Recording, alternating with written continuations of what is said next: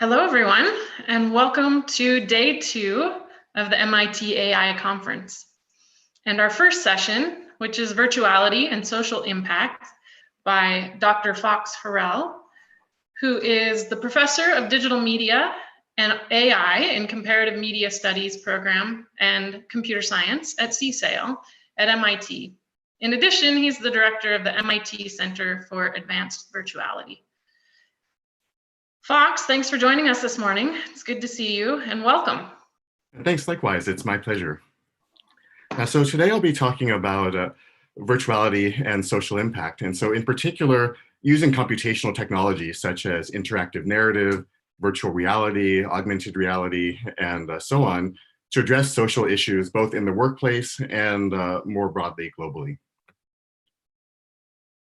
So just by way of introduction a bit more, I'm the director of the MIT Center for Advanced Virtuality. We've existed for about 2 years now, and our mission is to pioneer innovative experiences using technologies of virtuality. A lot of people think that that just refers to headset-based experiences, but really it's any computing system that constructs imaginative experiences atop our physical world. So we take a unique approach to doing this, and the hallmarks of our approach are as follows. Our approach to engineering and creative practice pushes the expressive potential of technologies of virtuality. We simulate social and cognitive phenomena, and we intrinsically consider social and cultural impacts. That means we build anything ranging from a VR system that's aiming to address racial bias within the classroom, a system that I'll talk about today that addresses sexism in the workplace. We built works to help create a more discerning public around synthetic media, deepfakes, and misinformation.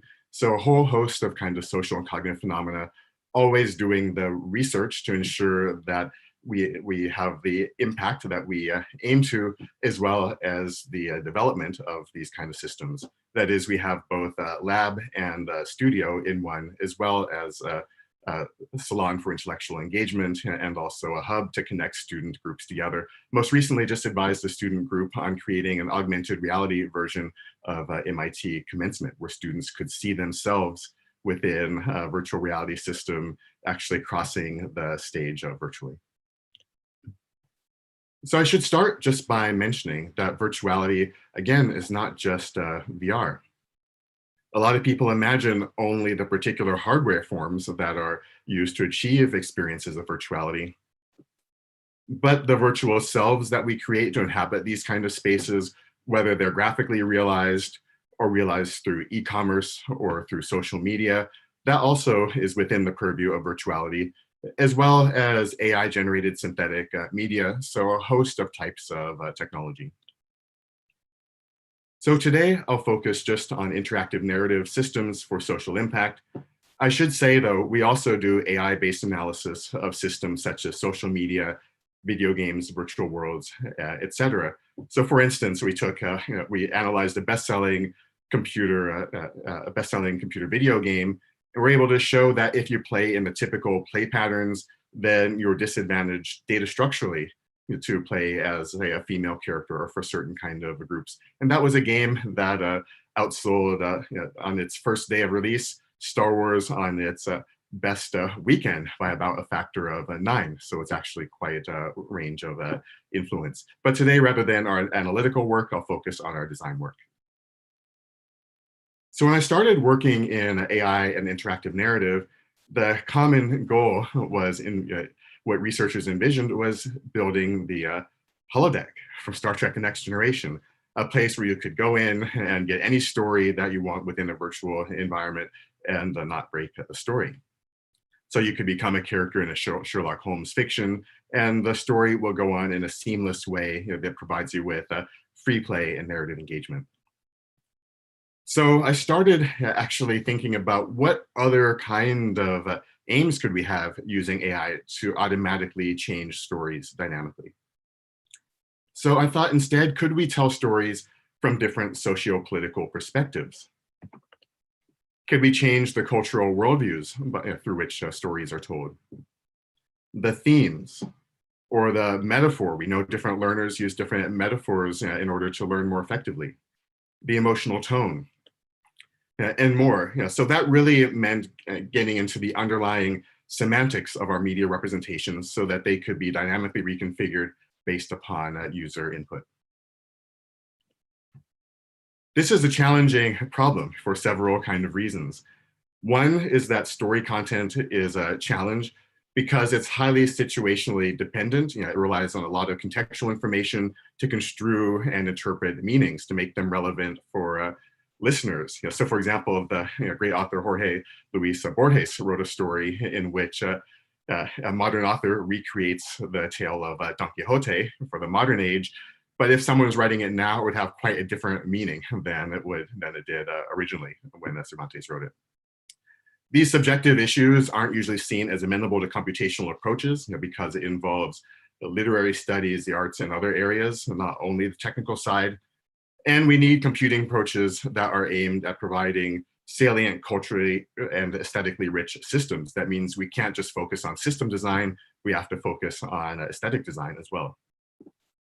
So to give you just one example, I'll describe a system that we built for combating sexism in the workplace. It was built using a custom platform called Chimeria, which was actually patented this year. And it allows stories to be driven by changes of user categories within them. So for example, if you're listening to a music streaming site, the nuanced changes of your preferences over time, how you're categorized with degrees of membership in categories, fluctuating membership, different trajectories, and so forth. And we use that to drive the story. In this case, we use categories that come from social science related to sexism to drive a simulation experience. So Grayscale takes the user through email-based story scenarios and computationally categorizes the type of sexist or non-sexist behaviors that users exhibit. And the system is aimed at engendering user reflection. So in terms of learning sciences, this is a type of reflection that's characterized by an individual's re-examination of the presupposing ideas that inform their beliefs, thoughts, and actions. And so we actually do the work to measure, did people self-reflect, which is important because a lot of work in the area around sexism and sexual harassment only measures completion rate. That is to make sure we have compliance with guidelines around harassment within companies. Not did people actually learn, did they reflect and even change their prior beliefs. So just to give you a sense of what the system looks like, on the front end, we made it look just like a streamlined kind of email interface. You play as a member of a corporation, which is called Grayscale. You are a temporary HR manager within the corporation, and you're managing emails that are coming in. And as you go through the narrative, then this one, we just called from a lot of headlines, the kind of issues that are happening in the spaces. This one is a little more tongue-in-cheek, but it's this idea. Someone wrote to the entire company list, our company has a dress code for a reason. Yoga pants are A, unprofessional, and B, distracting. This is an office, not a gym. Please show some respect for your coworkers and for yourself. And so as HR manager, how would you handle if somebody actually wrote this to the office? For instance, you might say it's not your responsibility to police your coworkers' clothing and refer to policy. You might say that comments about your coworkers' attire being distracting are in fact what is inappropriate. And just to give you a sense of, this is actually able to be run online, so you can get a sense of what it actually looks like.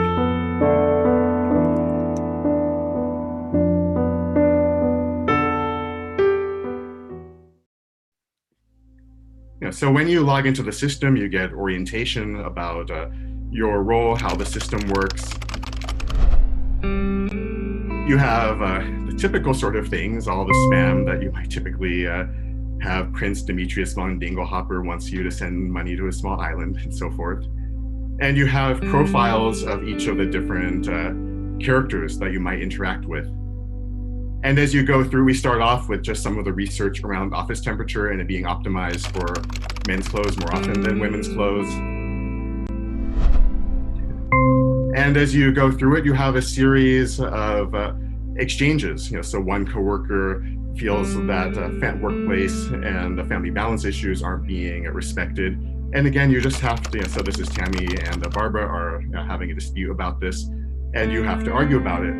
If you take certain attitudes, you're going to be categorized by the back end of the system more in a gradient fashion along some dimensions than others. So for example, complementary gender differentiation is a point of view that suggests there are fundamental gender differences in terms of things, like in this case, it's calling one of the colleagues overly emotional and so forth. So a lot of these different themes are built into the system. We have themes in terms of disproportionate rates of bias related to CV, description, gender, name, and much more within the system. So for the sake of time, I won't do a full demo, but again, you can find this online.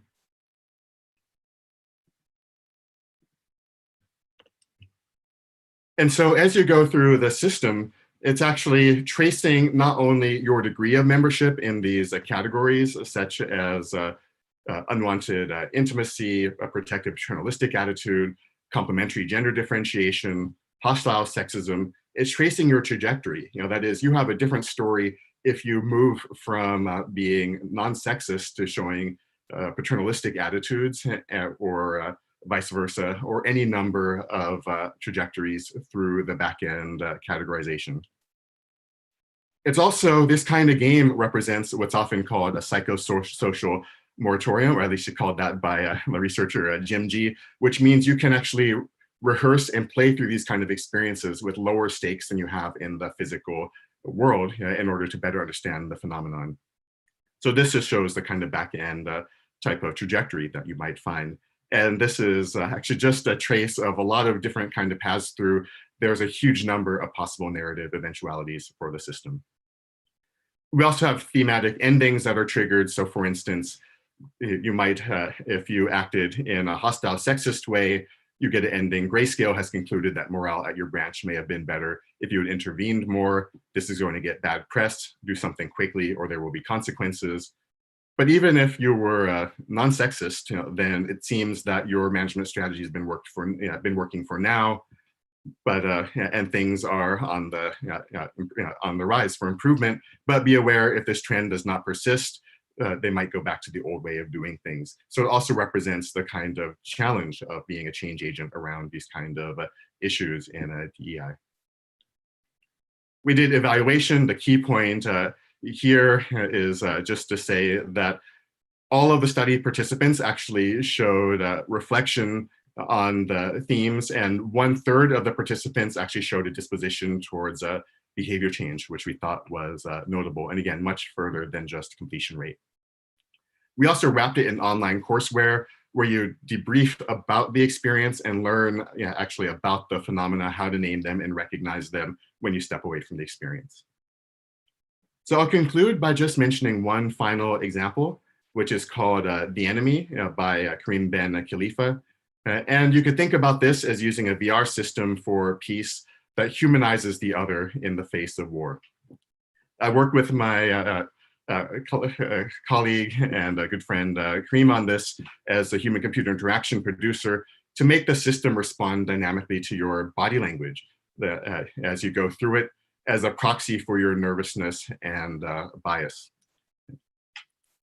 This was written up a number of different places, shown at Tribeca Film Festival, elsewhere, and made some impact. But the main aim of the work is that you walk into a space and you see combatants from either side of two different conflicts in Gaza, East Congo, gangs of El Salvador. And they're asked basic questions like, why do you fight? Have you killed before? Where do you see yourself in 10 years? What's peace for you and what's war for you? And then based on the trajectory through this experience with your body language, you will have prompts by the system, that makes it dynamic, that notices if you listen to one more than to the other, and if you've moved in a trajectory from listening to only one to listening to both by the end of the experience.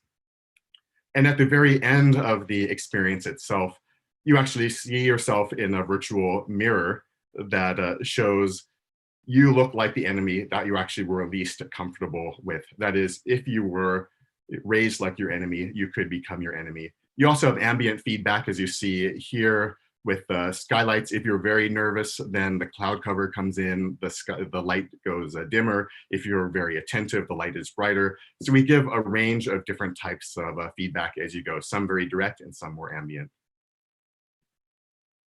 There's an AR version as well as a VR version, and also ancillary app, that gets a sense of what that gives information about the back end of the conflict.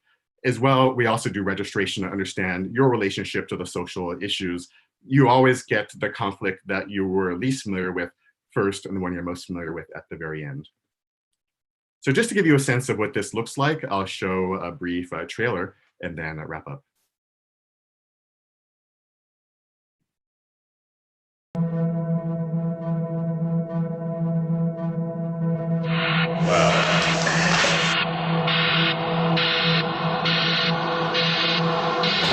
Too close to really phenomenal.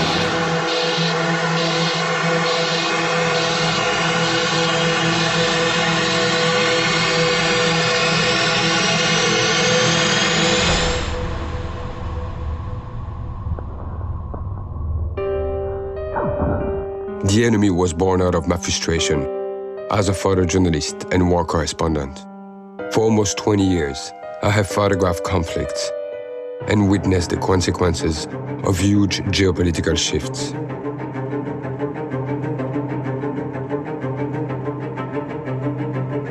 When I became a father, I simply knew I could not keep working on the front lines.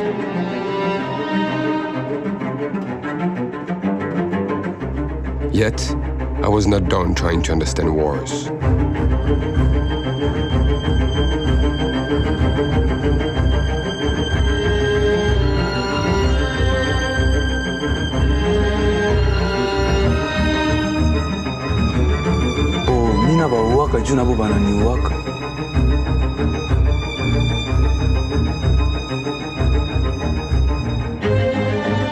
My friends in Israel, when they know I'm heading for Gaza, can't help themselves but to wish me luck and to stay safe.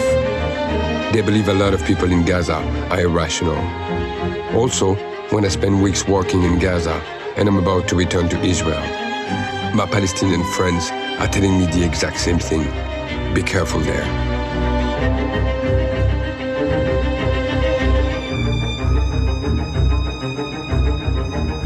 The project is rooted in my experience as a war photographer, going from one side of the front line to the other, and finding that the fighters' dreams, hopes, and nightmares are often more similar than they are different. So there is a bigger story than the war itself, and this is the one I want to explore and share.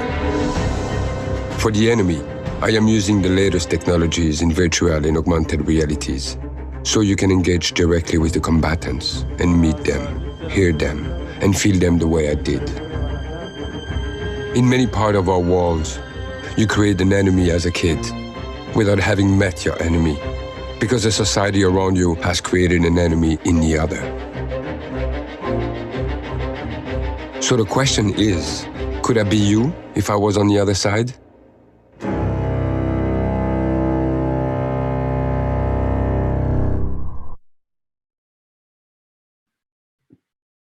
Right. So we've, I mentioned we do a number of types of work. We most recently have been doing work in progress using VR to address issues of bullying, as well as issues of racial ethnic aggression, and just a lot of other topics that are social issues of our time. So in conclusion, I believe that innovation in virtuality is crucial because nearly everyone uses technologies of virtuality these days. And back where we started, our approach to engineering and creative practices pushes the expressive potential of technologies of virtuality, simulates social and cognitive phenomena, and intrinsically consider social and cultural impacts. So thank you, and actually we'll be using the conference site for Q&A, and I'll be happy to take some questions.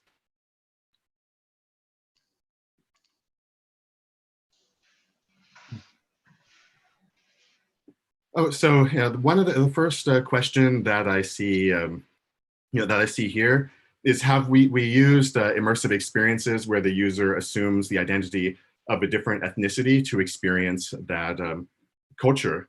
So first of all, a lot of the way that we think about it is that there are a lot of VR systems that reduce the experience of identity, in fact, just to visual, graphical, avatar appearance. And we actually believe that you have to simulate very particular social phenomena instead. So we will take the latest research on a particular model of sexism in the workplace, a particular model of racial microaggression and so forth, and implement that model. And the aim is not to understand, it's that you cannot walk in the shoes of another person through a short experience. You can get a glimpse of it, but I think about it more that you learn some of the systematicity of those experiences. So an analogy would be, if you create a game about, say, insect life cycle from egg up through adult larvae pupa and so forth, you don't expect students to then understand, well, this is what it's like to be a butterfly. Actually, you want them to learn the systematic kind of life cycle of the insect, and that's a similar thing here. We want them to learn the systematicity of these kind of experiences. So, and we have done one recently that actually models not just being a member of a different culture, but how you are socialized to see different groups. That is, are you socialized to be colorblind, prepared for bias, or understand the histories of each of those groups? So, one, how do we establish trust with participants that the virtual experiences and points of view are portrayed without bias? So first of all, with The Enemy, Kareem is a war photojournalist by training. And so that particular project used all the practices of good journalism. So in terms of their consent for participation, they know the aim, it's completely transparent. Those soldiers were not just our synthetic creation, that was a body scan of them. So when you see Patient, for example, or Jean Didou, these are two of the soldiers, they were actually body scanned there in Congo, for example, outside of the mines. So they're all complicit in terms of the aims of the work. And that was one thing we were gratified in the article by the New York Times about this piece. The journalist said, is this a form of journalism? And he said, yes, it undoubtedly is. It's just a new form of journalism. So there's a question about what are some of the more non-obvious ways we see the current COVID situation pushing us towards or away from our digital experiences? So one is that I think that we already have blended identities, or some researchers use the term faceted identities. That is, we distribute different aspects of identity across different kind of platforms and use them for different things. But I think that with social distancing and so many people going onto virtual platforms for communication, it's just highlighted this kind of phenomenon. So institutions that might have formerly seen virtuality as nice to have, see it as a must-have. So for instance, I co-convened a workshop with a lot of the major culture institutions in New York City and other places nationally, Museum of Modern Art, MIT's own museum, a number of other museums, Crystal Bridges in Arkansas. And we were having a discussion about what does exhibition and curation look like in the era of social distancing.